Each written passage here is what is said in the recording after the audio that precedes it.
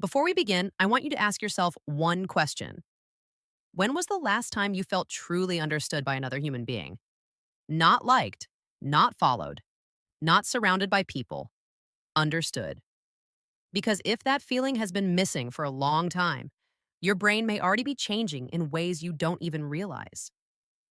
Today, we're going to talk about what loneliness actually does to your mind. Not the poetic, philosophical kind of loneliness, the real, biological, neurological kind. And I promise you, by the end of this video, you will never think about loneliness the same way again. Section 1. What loneliness actually is. First, let's get one thing straight. Loneliness is not the same as being alone. Being alone is a physical state. Loneliness is a psychological one.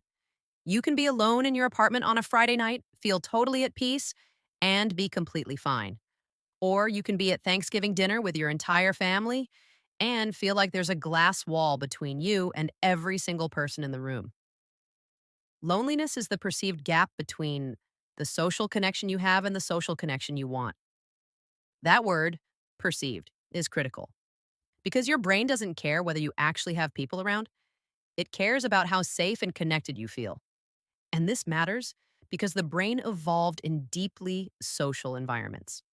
For hundreds of thousands of years, being cut off from your tribe wasn't just uncomfortable, it was a death sentence. Your brain treats loneliness the same way it treats hunger or physical pain, as an urgent alarm system telling you something is wrong. Fix this now. But here's the problem with the modern world. For millions of Americans, that alarm never turns off. It just runs in the background, day after day, week after week.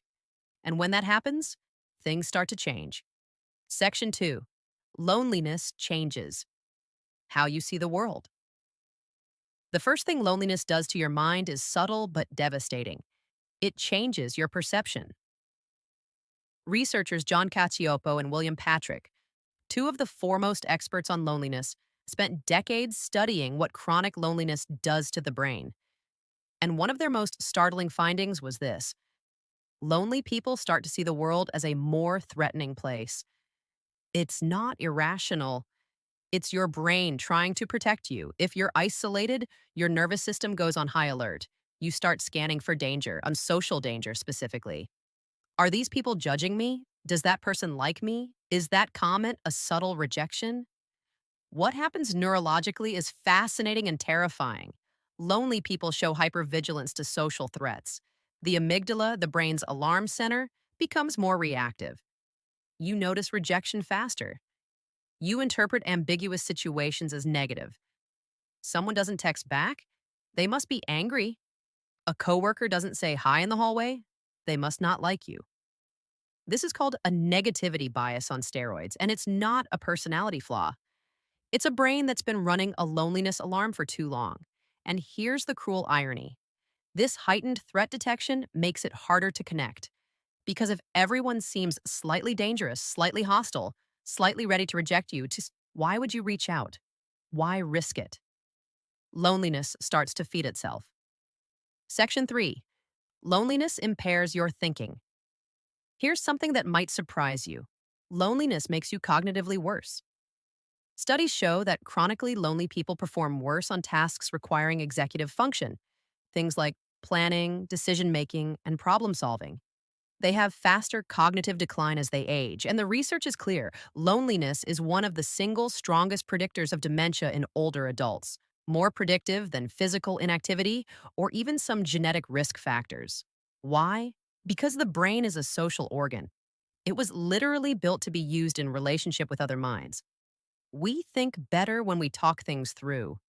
We regulate our emotions more effectively when we feel safe with another person. We consolidate memories better when we share experiences. When social connection is stripped away, the brain loses key inputs it depends on. Chronic loneliness increases levels of cortisol, the stress hormone, which, over time, damages the hippocampus, the region responsible for memory and learning. So it's not metaphorical when we say loneliness makes you foggy. It literally impairs the structures you use to think, remember, and reason. And the worst part?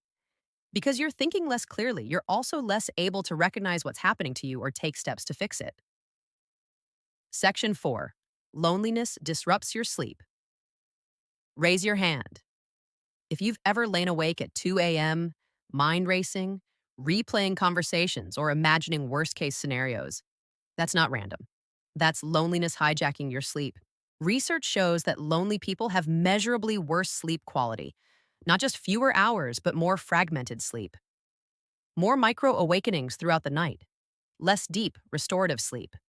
And this happens even when lonely people report getting the same number of hours as non lonely people. Your nervous system, remember, is on high alert, and high alert doesn't switch off when you close your eyes. The brain stays in a lighter, more vigilant sleep state because evolutionarily, sleeping deeply when you're alone and unprotected would have been dangerous. And then, of course, bad sleep makes your mood worse. Your cognitive function drops. Your emotional regulation suffers. You become more irritable, more withdrawn, more likely to interpret things negatively, which makes you less likely to connect, which deepens the loneliness, which makes the sleep worse. It's a spiral. And millions of Americans are in it right now without realizing loneliness is the root cause. Section 5. Loneliness changes your brain's reward system. Here's where it gets really interesting, and honestly, a little heartbreaking. Loneliness physically alters your brain's reward system. A fascinating 2020 study from MIT found that when lonely people were shown images of social interaction, people laughing together, friends having dinner, their brains lit up in the same region that activates in hungry people when they see food. The substantia nigra, a deep brain structure involved in craving. That's not a metaphor. Lonely people crave social connection the way a hungry person craves a meal. But here's the twist. Chronic loneliness also changes how rewarding social connection actually feels when you get it. Over time, the brain downregulates its response to positive social stimuli. Interactions that should feel warm and fulfilling start to feel flat, unsatisfying, like eating when you're not hungry. This is why long term loneliness can feel like a numbness. Not just sadness, actual emotional flatness. People describe it as feeling like they're watching life through a window rather than living it. And when connection does happen, it doesn't quite hit the way it should. This is also why people who are lonely can sometimes come across as needy or overwhelming in social situations because their system is so depleted that when connection is available, it goes into overdrive, and that can push people away, deepening the isolation.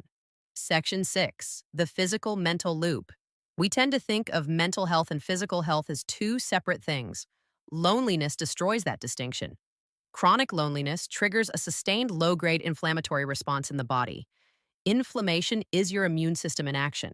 It's supposed to be short-term, but when your brain perceives long-term social threat, it keeps the inflammatory response running in the background like an app that won't close.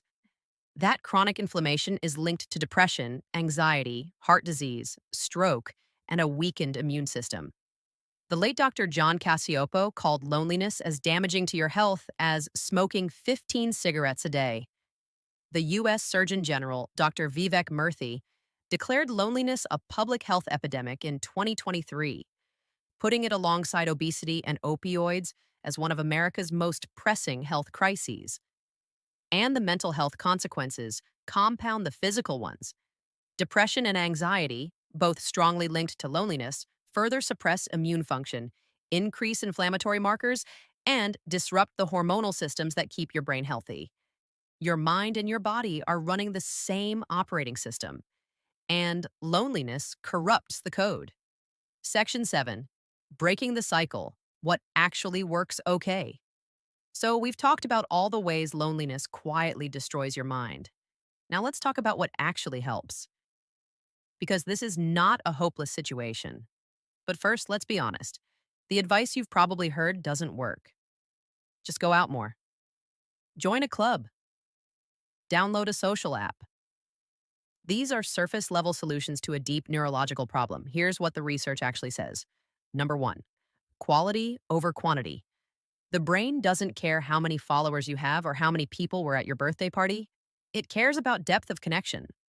One real conversation where you feel genuinely heard and understood, does more for your neurochemistry than 10 pleasant but shallow interactions. Prioritize depth. Number two, reduce the threat perception. Because loneliness puts your brain on high alert, one of the most effective interventions isn't social, it's cognitive.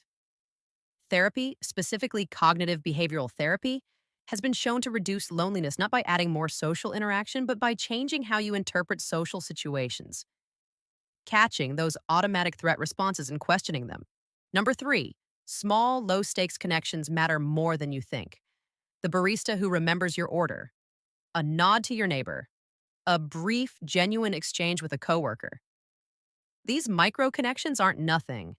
They signal to your nervous system that the social world is safe. They're not a replacement for deep connection, but they lower the threat baseline so that deeper connection becomes more possible. Number four, physical presence. Digital connection is better than no connection, but research is consistent.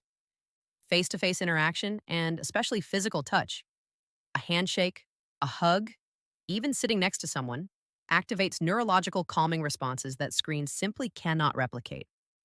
We are physical beings.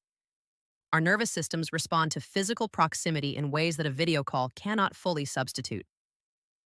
Number five, if you're in the spiral, seek help. Not because you're broken, but because your brain has been running an alarm system on overdrive, and sometimes you need help resetting it. Therapists, support groups, community organizations, these are tools, not admissions of failure. Loneliness is one of the most common human experiences and one of the least talked about. We live in a country of 330 million people, more connected than ever on paper, and yet surveys consistently show that more than half of Americans report feeling lonely on a regular basis. This is not a personal failure. It is not weakness. It is your brain doing exactly what it was designed to do, sounding an alarm when something essential is missing. The question is, are you listening? If this video resonated with you, share it with someone you've been meaning to reach out to. And if you're in the middle of that spiral right now, I just want you to know, your brain can change. Connection can feel real again. The alarm can quiet down. You are not broken. You are just lonely. And that is something that can be healed. Don't forget subscribe, like the video, and turn on notifications.